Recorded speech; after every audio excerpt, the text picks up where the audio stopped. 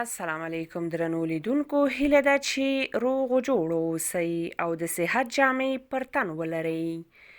وی بدذاته خلک یوه ورځ مرغۍ یو لړم ولید چې ژاړي. مرغۍ له لړم څخه پوښتنه وکړه چې ولې ژاړې. لړم ورته وویل غواړم چې له سیند څخه پورې ووځم اما نشم کولی. مرغۍ لړم پر شا کړ او له سیند نه یې پورې باست. کله چې لړم خپل مقصد ته ورسېده نو مرغۍ د سوځېدو احساس وکړ او لړم ته یې وویل چې ما خو تا سره مرسته وکړه، ولې دې زه وچیچلم؟ لړم ورته وویل زه په خپله هم خواشینی شلم خو څه وکړم، زموږ ذات همداسې دی. نو درنو لیدونکو، ځینې انسانان د دې لړم په شان وي.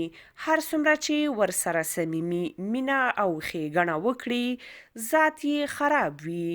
د ښه کېدو تمه ترې مه لرئ. درنو لیدونکو، د نورو داستانونو او ښکلو کیسو لپاره در سره حنا سعادت یوټیوب چینل له یاده مه وباسئ.